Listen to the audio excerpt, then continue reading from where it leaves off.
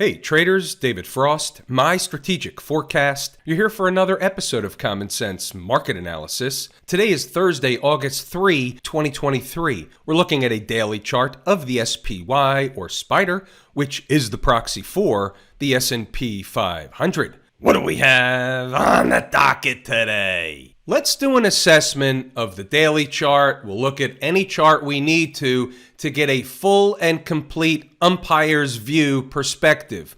We're calling balls and strikes. Let's start with what we've been discussing for several days. Starting last week, I said if the market comes down, here's the first place of interest. Where was that? I said it was a spike of 448. Inside the number members had the exact price today of 447.90. We talked about three specific spots. This was spot number one. Spot number two was just below with a gap over here. And spot number three was the last breakout area in the sequence, drawing a line over from this area. We called it 446 for argument's sake. Today, they got to the first place.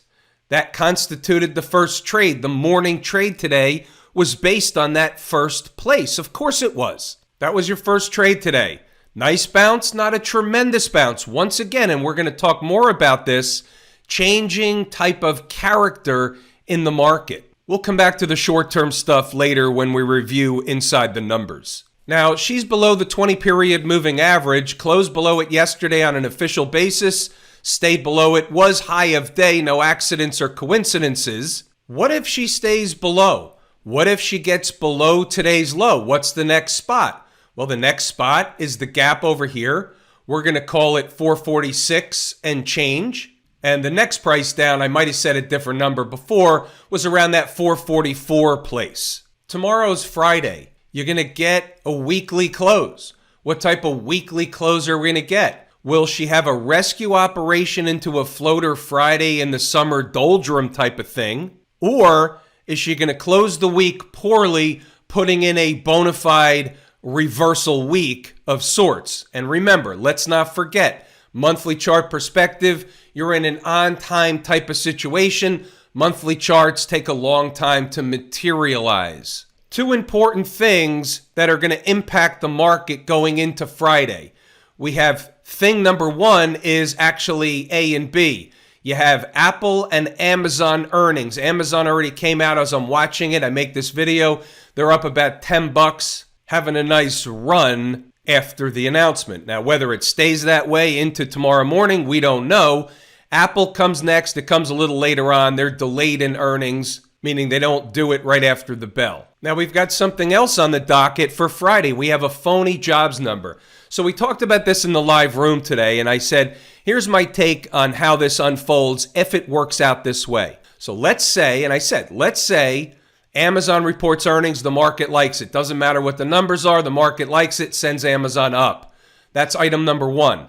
Let's say Apple reports earnings and they like it, the market sends Apple higher. Okay, number two.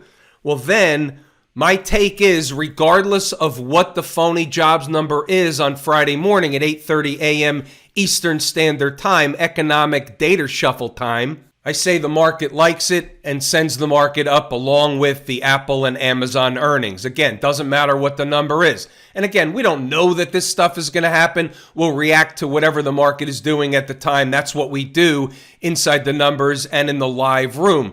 We have numbers, we have places, we have trade setups. And by the way, speaking of trade setups, I'm going to do this a little backwards today, and then we'll run through real quick inside the numbers just so you can see what's in there. I'm going to give you the crux of it now. 447.90. So that popped up on the board. We talked about 448 in here about 3 or 4 times over the last week or so. And here's something else I told members in the live room today. I said, when you hear me discuss a number over and over again in the videos at night, we're talking about it, looking for it. It's a number that we're waiting on. When you see that number, there's a better than good chance, to say the least, that that number, at least from an intraday perspective, is going to work. Our line in the sand was 447.45.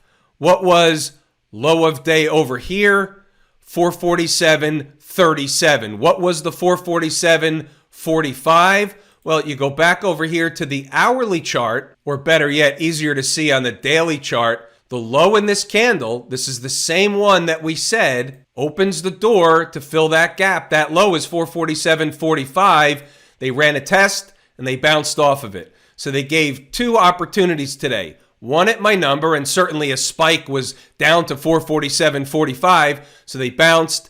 Then they went back down, they spiked the low, they sucked in the shorts that were selling a break of the low, and then they ripped it back up in the other direction like they do the majority of the time. So the question is, did we have traders that took the trade on the second bite of the apple on the spike the low, rip it back up in the other direction? And certainly we did. Of course we did in the live room. By the way, before we leave the daily chart, go over to Inside the Numbers, back above the 20-period moving average, and guess what? You got it. Above all the moving averages, trend is your friend until it's not. And keep in mind, this is the daily chart. She's well above the moving averages on the weekly chart, but coming back to run a test in the vicinity of, or at least in the neighborhood of home base, which is all the way down a lot lower on the weekly chart. Might as well take a look at it. Let's get rid of this line, go over to the weekly chart, and you can see where it is. Not saying they get down there anytime soon. What we're saying is, giving the 20-period moving average or home base a good and fair chance to creep up toward price, where price comes down and goes sideways, eat some time off the clock. That's normal garden variety market behavior. Nothing's changed. Let's do this in an abbreviated fashion from an inside the number perspective. We had another bout with the overnight thieves.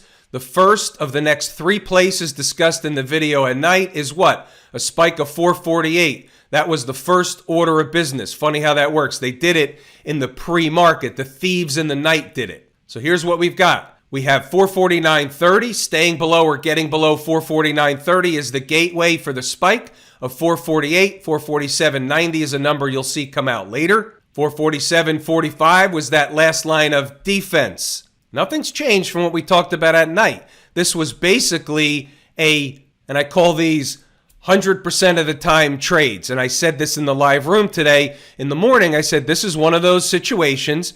I'm talking about the number over and over again. It's a really important place. I'm taking this trade 100 out of 100 times. I'm taking it 100% of the time. Now pay attention to this. 450 was the gap left open yesterday, so that's going to be an important place on a rescue operation. We'll take a look at that. And then also write this down on a sticky note. 450.80. 450.80. So keep in mind, from a zero dark 30, long before the market opens perspective, we nailed the low and we nailed the high without the market even opening for business. How's your day going? High of day precisely 450.79 against 450.80. Funny how that works. No accidents or coincidences. Pause the video. Read the notes. Go back to the chart to double check the work. 915, 447.90, that's your number to the penny. Sometimes they come up short, other times they spike them through. We're looking for a bounce back in the other direction. 930, so far it's the give part. They bounced right in front of it. 932, it's showtime within the zone. 936, base hit is over. Scalp portion of the trade. Nice trade. The rest is trader's choice. Never know how high. 449.30 is the next spot of overhead resistance. 449.30. Put that on a temporary sticky note. On that bounce, after the buy right at the opening bell, 449.30 was the high and the rejection back to run a test of the 447.45. That's a mouthful, but it also is a how do you like dem apples. We're given the entries, we're given the exits. What more are you looking for? Pause the video, read the notes, go back to the chart to double check the work. All the numbers you saw were in here. All the numbers you needed were in here. Everybody that was paying attention to the numbers did just fine. Now, we've got something for everybody, don't we? Stocks on the move. Had a nice little list today, 6 deep. We're going to take a look at Etsy, Qualcomm, PayPal, and Zillow. STAA and Love were off the board. They didn't get to their numbers. No trade. Etsy was a slow drip. not necessarily in the best manner in which. However, 84, 83, and 82, and that's not an accident, just came out that way, believe it or not. Those were the numbers, and you see what happened. They bounced off the first, they bounced off the second, they gave you the deal any way you looked at it. Not great trades, base hit though. Base hits put you in the Hall of Fame, which makes it what? A really good trade each and every time. About Qualcomm. 116.40, 115 and a quarter. The rest is trader's choice. The rest is history. You see what happened. They came into the first and the second. They're close together. And then the rip back was to a high of 119.11, all happening within a few minutes of the opening bell. How you doing? We had a couple of stand-up doubles and sliding into third base with Qualcomm today in the live room. PayPal hovered around in the zone. First number didn't work. Second number worked. Third number that came up short until the end of the day. The numbers worked, but they just didn't give you a crisp reaction at any of the numbers, but certainly not a bad situation. Just hung around the numbers all day. About Zillow. How you doing? 51.72, spiked it, had an immediate rip back up in the other direction. High just minutes later after 10 o'clock was what? How about 55 and a quarter? Hey, you doing? I say it all the time. You never know which ones are going to give you the rocket ride. What's going on over in Camp IWM? Into the 20-period moving average, spike it, rebound back up. They ran a test of that 20-period moving average. That's what we can say. If they come back below it and below today's low, that's obviously going to be negative. However, if they hold the 20, it's positive for a bounce, which could last a couple of days at least. Tomorrow, weekly close, all that stuff will tell a big tale. Weekly chart, there's really nothing going on. They just haven't yet got through this pivot, but they're above all the moving averages, so nothing negative is going on from a weekly chart perspective. Daily chart pulls back a little bit. Weekly chart, you can hardly see it. They're eating time off the clock. You see the difference? This is why you have to look at a variety of different charts. What about the folks down at the transportation department? First thing I see, when this chart populates the screen, what jumped off the page? How about a test of the breakup candle low and a rebound away from it? Funny how that works. We see it over and over and over again. This should be in your sticky notes. All charts act and react the same way. It doesn't matter whether we're looking at an hourly chart of Qualcomm or we're looking at a daily chart of the transports. What's the difference? This is a pullback in an uptrend until proven otherwise. Close below the breakup candle low, you have a gap. Then you have a 20, get below the 20. Next progression of events would be down here at this low, 15,978 for argument's sake. And then if they get below that, you have another gap. It's one step at a time. That's what I see looking at the daily chart. There's obviously stuff in between, but from a lesson perspective, that's how you do it. The Q people. Now, we talked about this already, and I'm going to bring it up again because I want to point out what will now become the obvious. Where did the Qs go today? Well, the next place we had was a gap over here, closing price 372.82. We also had a pivot high, that's considered a breakout area, 372.85. So it's in the same general ballpark. So if I do this, and I go like this and draw a line straight over, what happened today? They got in there yesterday, kind of, sort of. Today, they got below it, right back above, had a nice rally before they finished halfway home. When you see these type of spots, these places on daily charts or weekly charts, they can stay there for a while. They can run some tests for a few days. That's not abnormal. That's normal garden variety market behavior. They can also bounce right off of it intraday. That's also normal garden variety behavior. Both things are normal. And you don't know which one is going to happen. You identify the areas for the reasons that make sense, and you let the market take care of itself. You let Mrs. Market do her thing. On a rescue operation, she's going to have to get back above the 20-period moving average.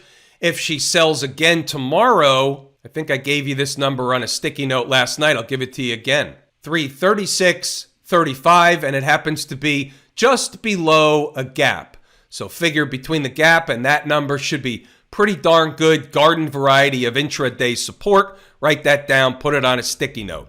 XLF made it official, ran a test of the 20-period moving average, spiked it, ricocheted off, closed not bad for the day, basically flat for the most part. Just a pullback in an uptrend, Ran a test of the 20-period moving average. Take it at face value. Don't need to read any more into that. Forget about the banking problems. All that stuff will come home to roost when it does. Right now, we look at the charts and we see what we see. Pullback in an uptrend. Smash Mouth looks like the other charts. Tried to kill it, didn't get to the 50. Rescue operation. Doesn't mean they're going to be positive tomorrow. Doesn't mean they're going to be negative. They're in between. They're in no man's land. Below, it's the 50, and then below the 50, a little spike of 149. I think I gave that to you last night as well. Put that on a sticky note. On a rescue operation, they get back above the 20-period moving average. We'll see what happens. Weekly close will be important across all these markets. If I told you how much I appreciate each and every one of you, without you, these videos are not possible. That is true and accurate information. We're pulling the ripcord here today. I'm David Frost, my strategic forecast. Thanks again for tuning in to another episode of Common Sense Market Analysis.